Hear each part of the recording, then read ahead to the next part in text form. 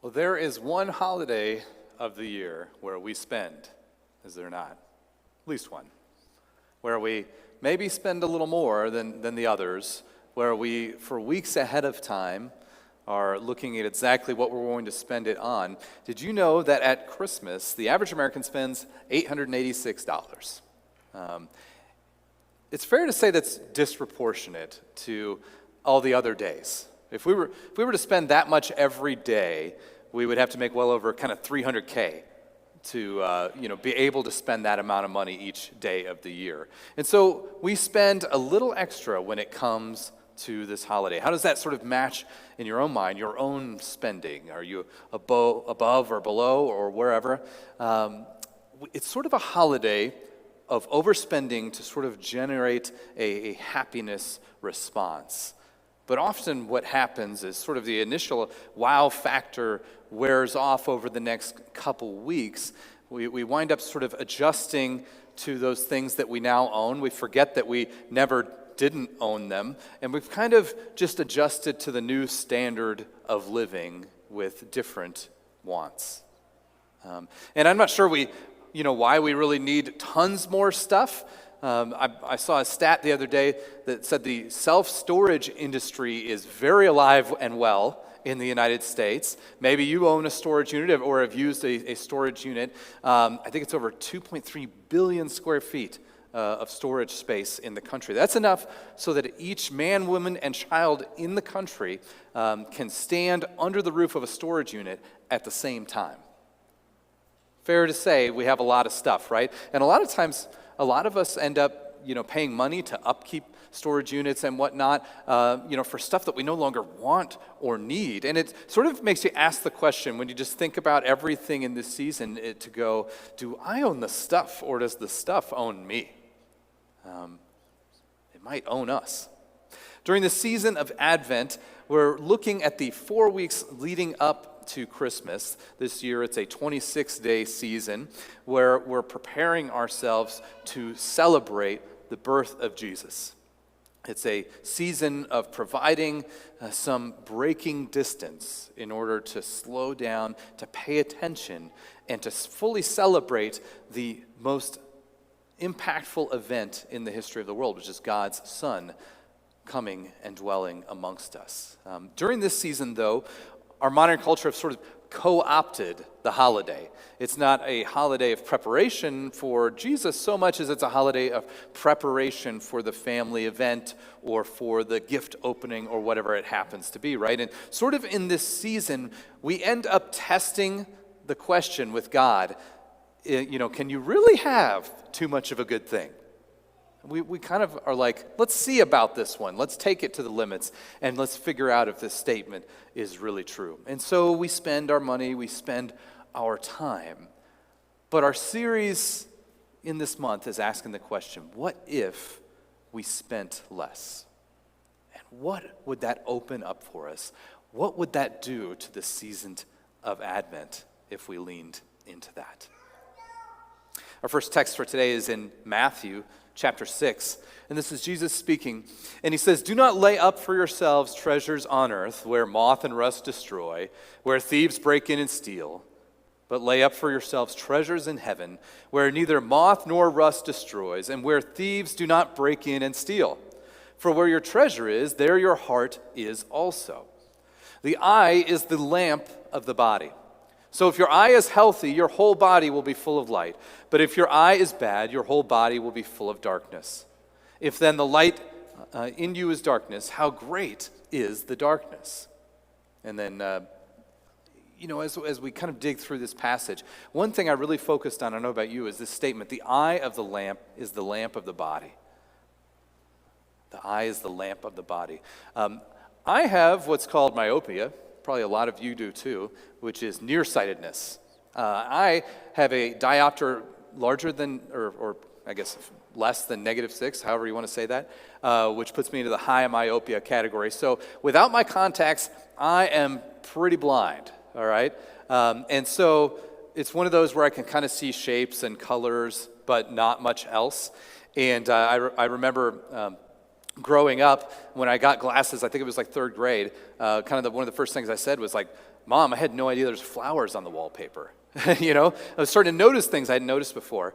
I was at the eye doctor a few months back getting a checkup, and they had already taken my contacts out, and I had to follow them to a different area of the office, and they're like, follow me. Are you able to see? I'm like, oh yeah, I'm just, and this woman was kind of leading me, and she's like, are you able to see where you're going? I'm like, oh yeah, I'm just following the blob, and another doctor's like, is that how you always talk to women? And I'm like, following the colors is what I meant to say, the shapes, whatever.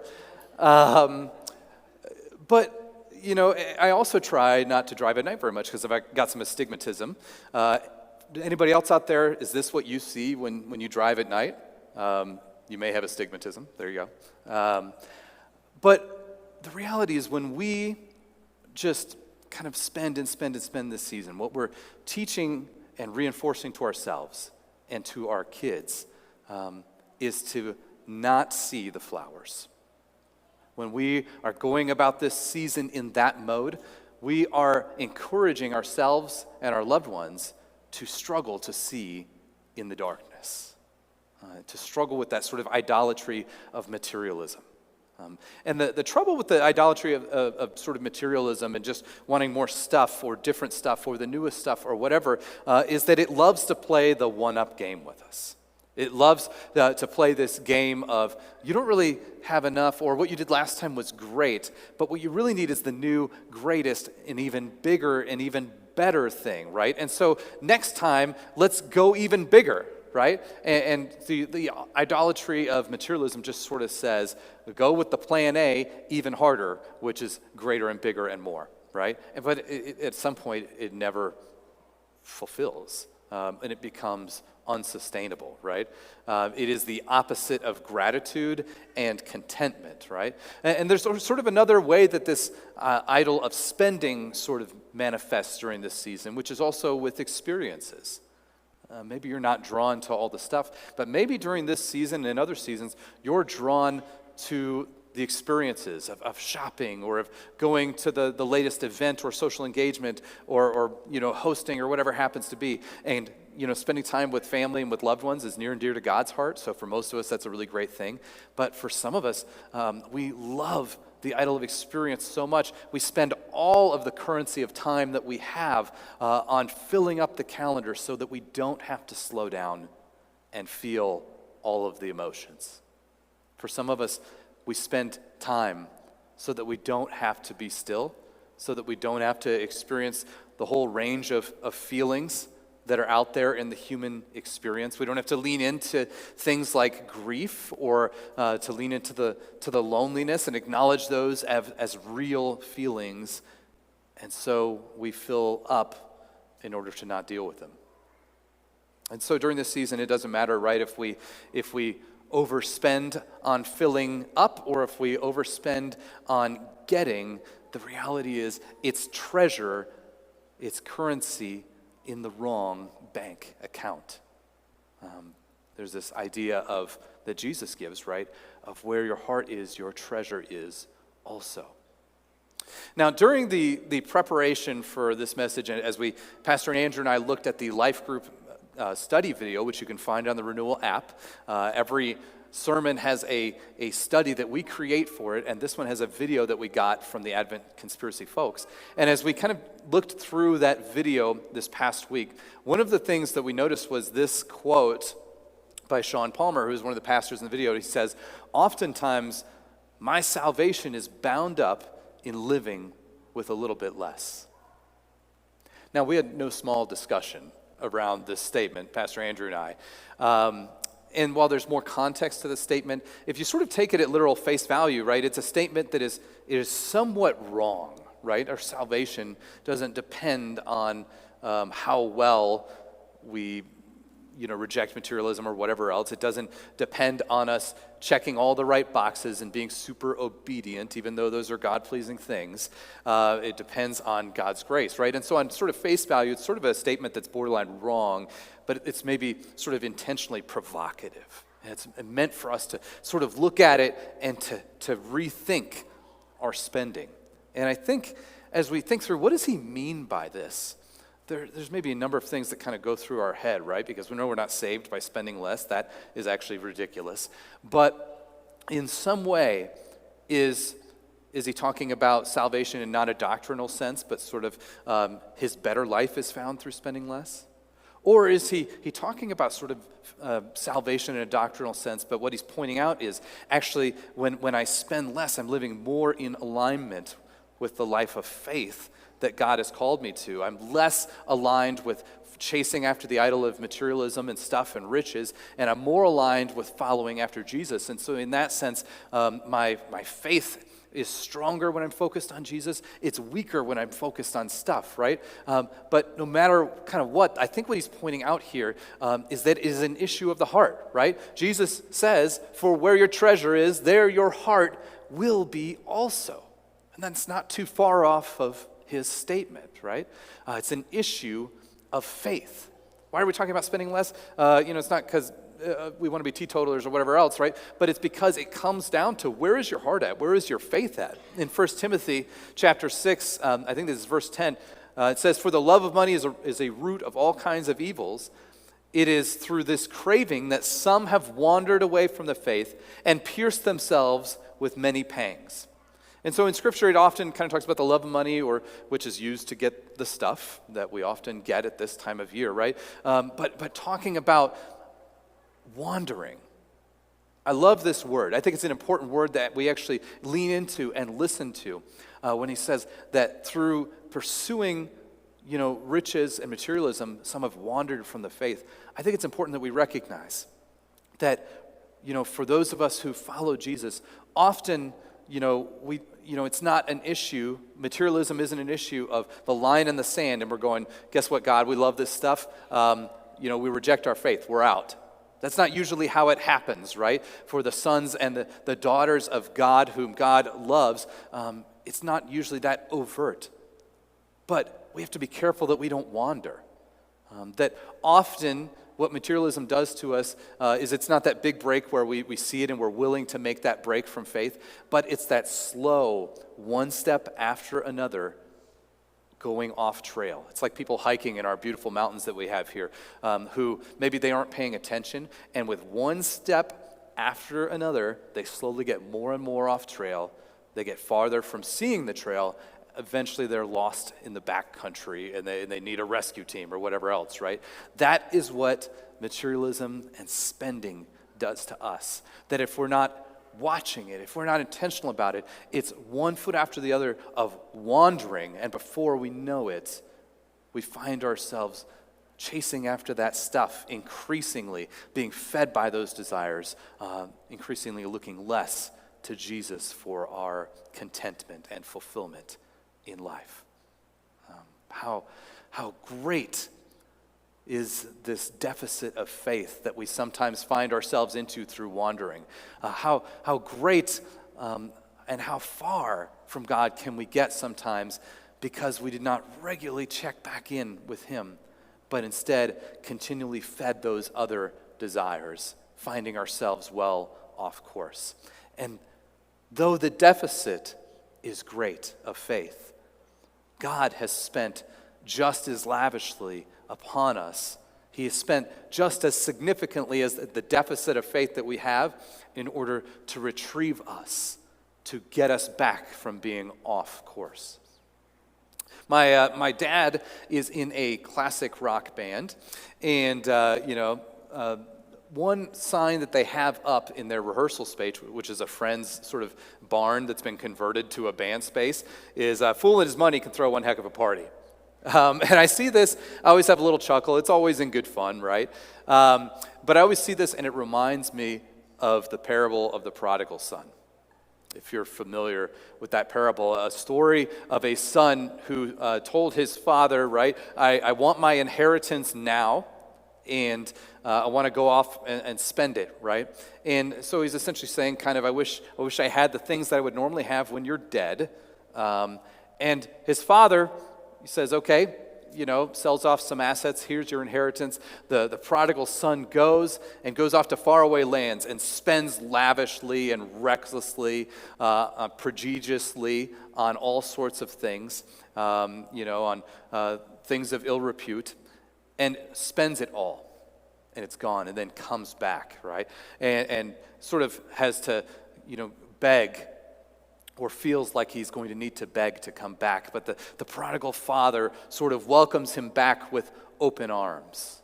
We often talk about this parable of the prodigal son, and of late, theologians have been really focusing on, since prodigal means reckless or extravagant spending, that the parable actually could be called the prodigal father as well.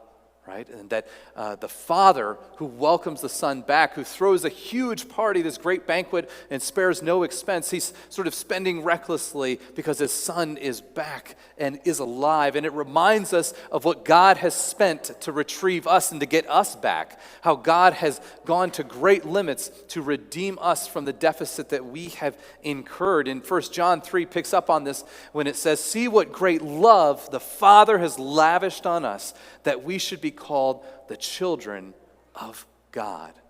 God has spent everything that he has in Jesus on you and on me. He has opened up the full treasury of the kingdom of heaven in order to pay the penalty, to redeem us back from sin. And often we kind of go, God, why shouldn't I overspend like everybody else in culture at this time? Why shouldn't I have all the things that everybody else has? The Israelites asked those questions in the Old Testament. We ask those questions now. And I love what the prodigal father says to his older son, the one who didn't go off, who is sort of complaining that he doesn't get all the stuff.